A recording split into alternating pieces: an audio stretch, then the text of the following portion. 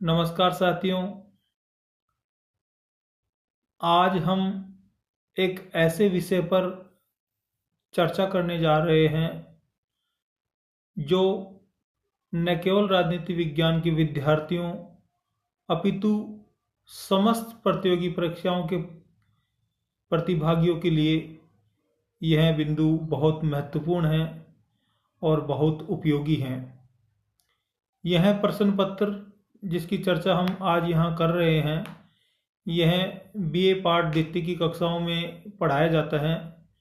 लेकिन यदि कोई यह पूछे कि राजनीति विज्ञान विषय का कौन सा ऐसा टॉपिक है जो सर्वाधिक प्रतियोगी परीक्षाओं में उससे संबंधित प्रश्न पूछे जाते हैं, तो मैं कहूँगा वह टॉपिक है भारतीय शासन एवं राजनीति, जो भारतीय संविधान से संबंधित है।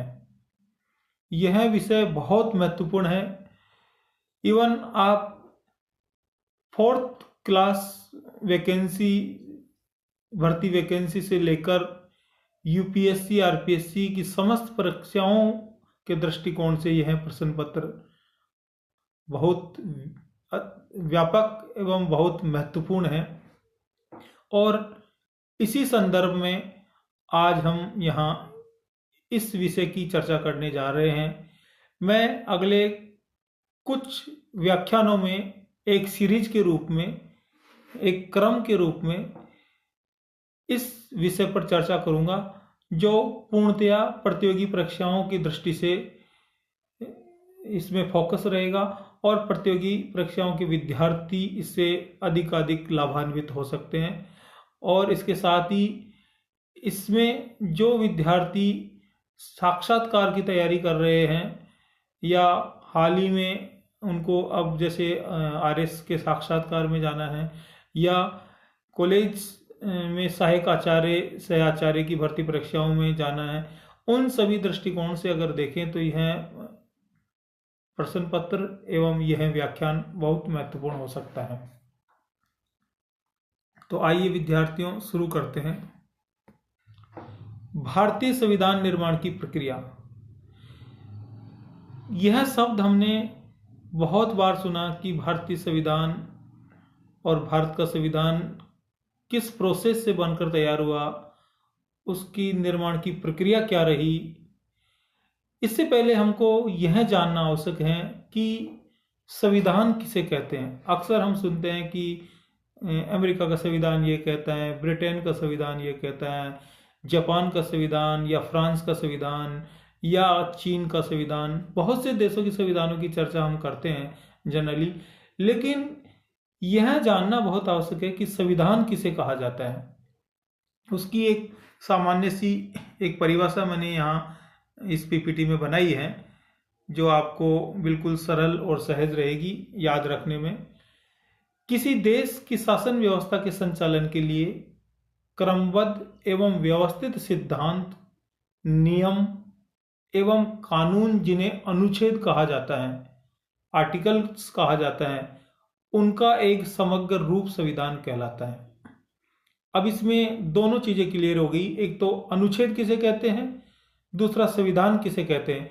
यानी ये जो शासन व्यवस्था के संचालन के लिए जो क्रमबद्ध व्यवस्थित और कानूनन जो नियम होते हैं, जिन्हें अनुच्छेद कहा जाता है, आर्टिकल्स कहा जाता है, उनका एक समग्र रूप संविधान कहलाता है। अर्थात ऐसा संविधान जिसमें सभी नियमों एवं कानूनों का संकलन एक दस्तावेज के रूप में किया जाता है, उसे हम लिखित संविधान कहते हैं। यानी एक दस्तावेज होता है, एक संविधान की एक कॉपी होती है, रिटन कॉन्स्टिट्यूशन होता है, तो उनका एक समग्र रूप संविधान कहलाता है।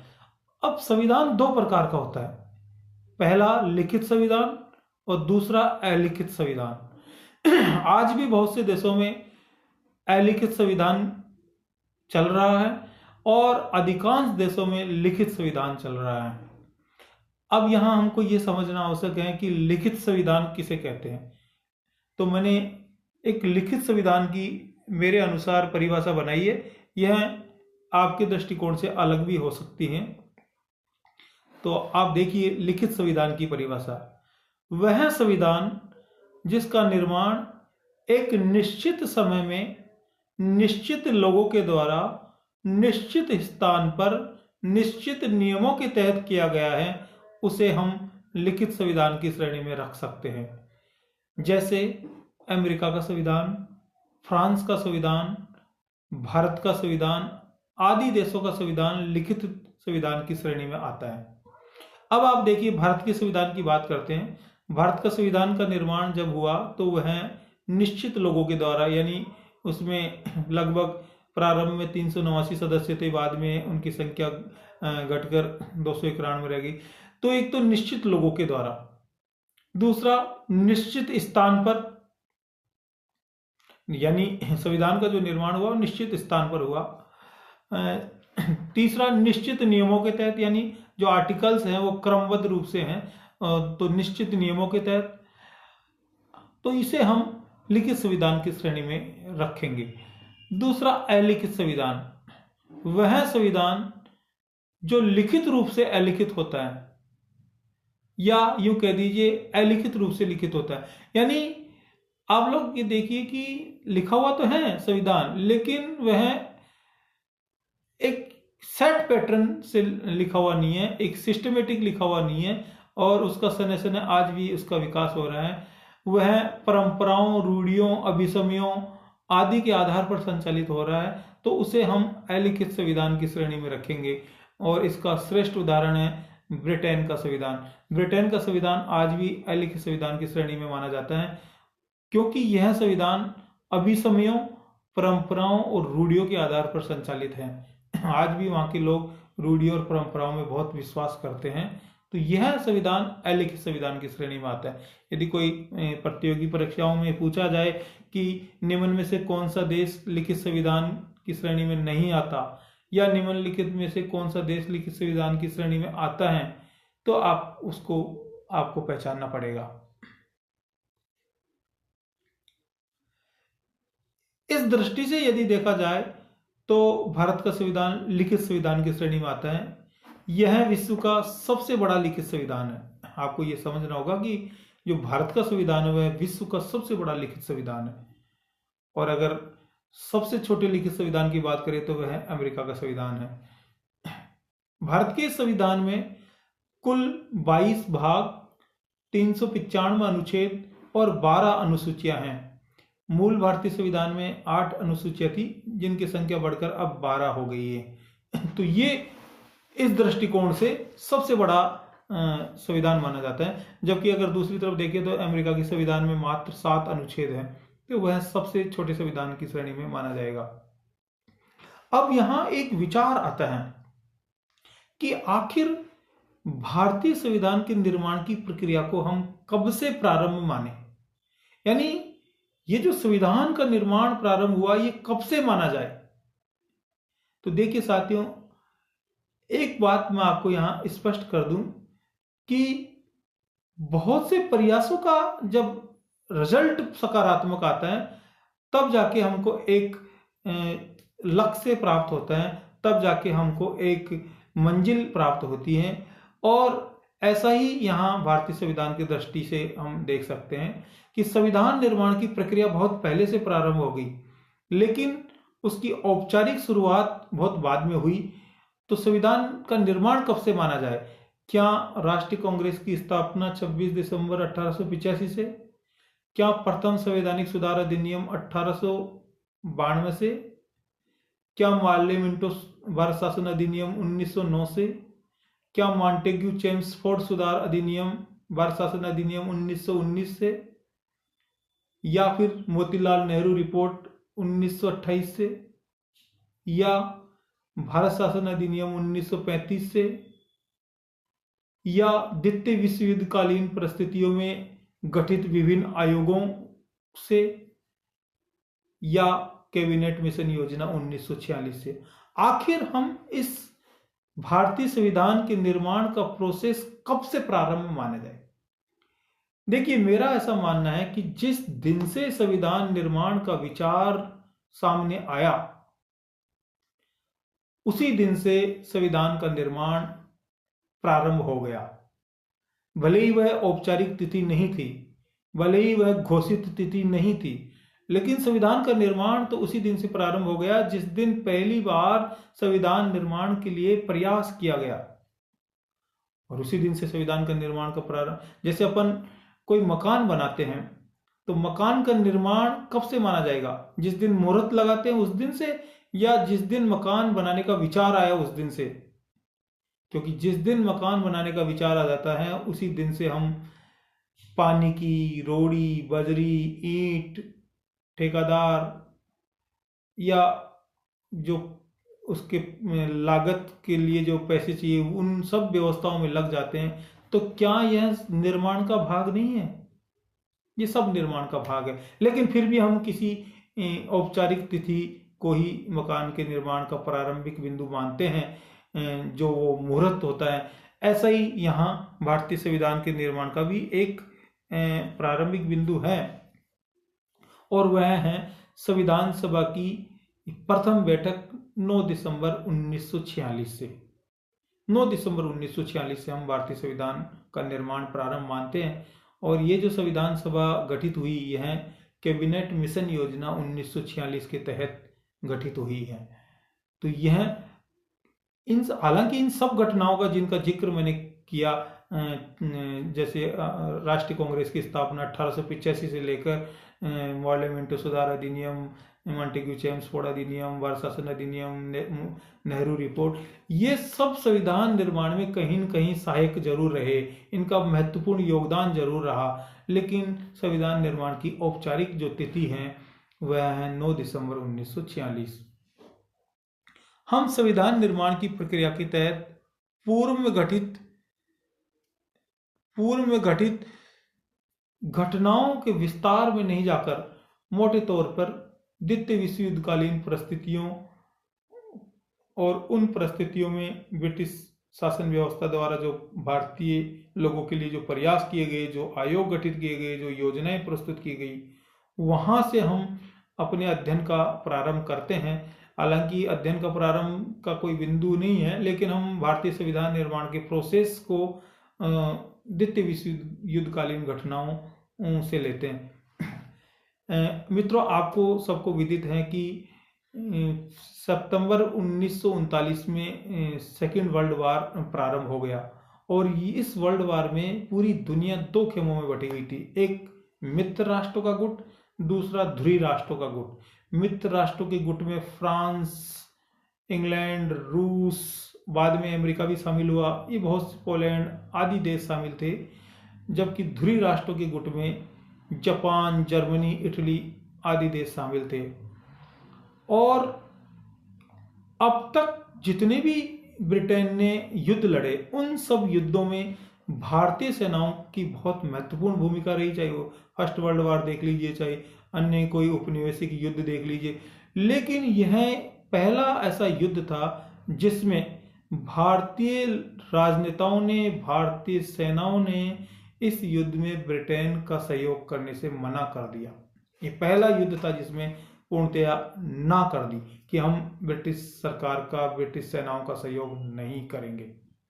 और जैसे ही भारतीय सेनाओं ने ये मना किया तो उनके हाथ पांव फूल गए, क्योंकि बहुत से युद्धों में भारतीय सेनाओं का महत्वपूर्ण योगदान रहा और उनको लगने लगा कि हम भारतीय सेनाओं के सहयोग के बिना, भारतीय लोगों के सहयोग के बिना युद्ध कैसे जीत पाएंगे।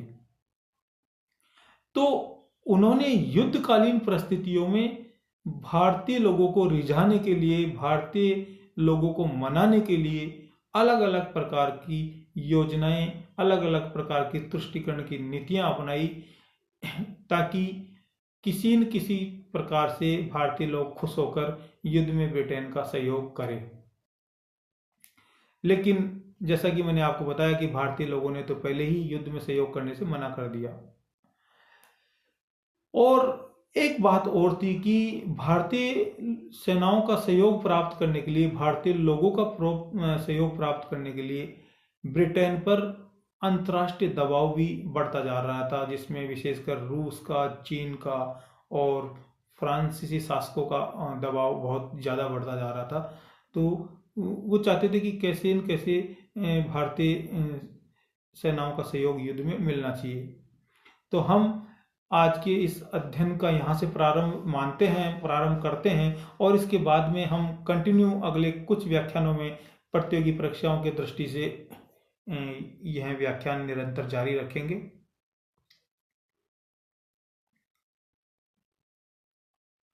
ब्रिटिश औपनिवेशिक शासन की नीतियों से अब तक यह स्थिति स्पष्ट हो गई थी कि वह किसी भी स्थिति में भारत को स्वतंत्र करना नहीं चाहते थे, अपितु वे हिंदुओं और मुसलमानों को आपस में लड़ाकर एन केन प्रकारेण विभिन्न योजनाओं के माध्यम से द्वितीय विश्व युद्ध में भारतीय लोगों का सहयोग प्राप्त कर युद्ध में विजित होना चाहते थे। केवल एक ही लक्ष्य था ब्रिटिश लोगों का, ब्रिटिश शासकों का, ब्रिटिश सेनाओं का, कि कैसे भी इनको रिझाकर या हिंदू और मुसलमानों को आपस में लड़ाकर या इनको थोड़ा बहुत कुछ योजनाओं के माध्यम से सहयोग प्रदान कर खुश करके युद्ध में भारतीय लोगों का सहयोग प्राप्त किया जाए। और अब तक भारत के जो दो प्रमुख राजनीतिक दल थे, एक तो राष्ट्रीय कांग्रेस और दूसरा मुस्लिम लीग, इन दोनों के अपने अपने लक्ष्य भी स्पष्ट हो गए थे। 1940 तक आते आते इन दोनों के अपने अपने लक्ष्य स्पष्ट हो गए थे। क्या क्या लक्ष्य थे इनके? देखिए, राष्ट्रीय कांग्रेस का एक ही लक्ष्य था कि वह पूर्ण स्वराज्य प्राप्त करना चाहता था, यानी राष्ट्रीय कांग्रेस का पूर्ण स्वराज्य प्राप्त करने का लक्ष्य था। वहीं मुस्लिम लीग का मुख्य उद्देश्य मोहम्मद अली जिन्ना के द्विराष्ट्र सिद्धांत के आधार पर अलग पाकिस्तान निर्माण की मांग रखना था। यानी दो चीजें थी, राष्ट्रीय कांग्रेस को पूर्ण स्वराज्य चाहिए और मुस्लिम लीग को अलग पाकिस्तान चाहिए। ये दो क्लियर कट बातें स्पष्ट हो गई थी, क्योंकि मुस्लिम लीग ने मार्च 1940 में लाहौर में आयोजित मुस्लिम लीग अधिवेशन में अलग पाकिस्तान की मांग को स्पष्टतया अपने एजेंडे में शामिल कर लिया। यानी अलग पाकिस्तान निर्माण की मांग को उन्होंने पुरजोर समर्थन के साथ आगे बढ़ाया। और ये जो पाकिस्तान, जिसकी हम बार बार सुनते पाकिस्तान पाकिस्तान पाकिस्तान, ये जो पाकिस्तान शब्द है, इसकी रचना किसने की? ये भी कई बार प्रतियोगी परीक्षाओं में पूछा गया। देखिए, पाकिस्तान शब्द की रचना अमेरिका के कैलिफोर्निया विश्वविद्यालय के पूर्व छात्र चौधरी रहमत अली ने इस शब्द की रचना की और उन्होंने पंजाब, कश्मीर, सिंध और बलूचिस्तान के प्रथम अक्षरों को मिलाकर पहले तो पाकिस्तान शब्द बनाया, फिर वह पाकिस्तान बाद में पाकिस्तान शब्द हो गया।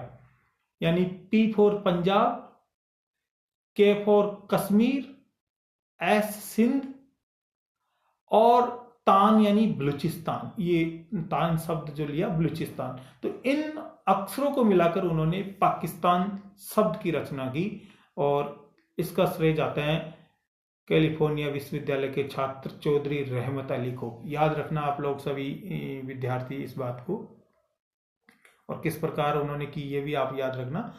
यानी पाकिस्तान का P जो है वो पंजाब से, K कश्मीर से, S सिंध से और तान यानी बलूचिस्तान। तो ये जो आप लोगों ने व्याख्यान अभी देखा, यह है आप लोगों के लिए बहुत महत्वपूर्ण है और यह कंटिन्यूटी में ये प्रथम व्याख्यान है। और इसी की अगली कड़ी के तहत द्वितीय, तृतीय और चतुर्थ और कई प्रकार के व्याख्यान आपको निरंतर मिलेंगे। आपने मेरी बात को ध्यान से सुना, इसके लिए आप सभी को बहुत धन्यवाद।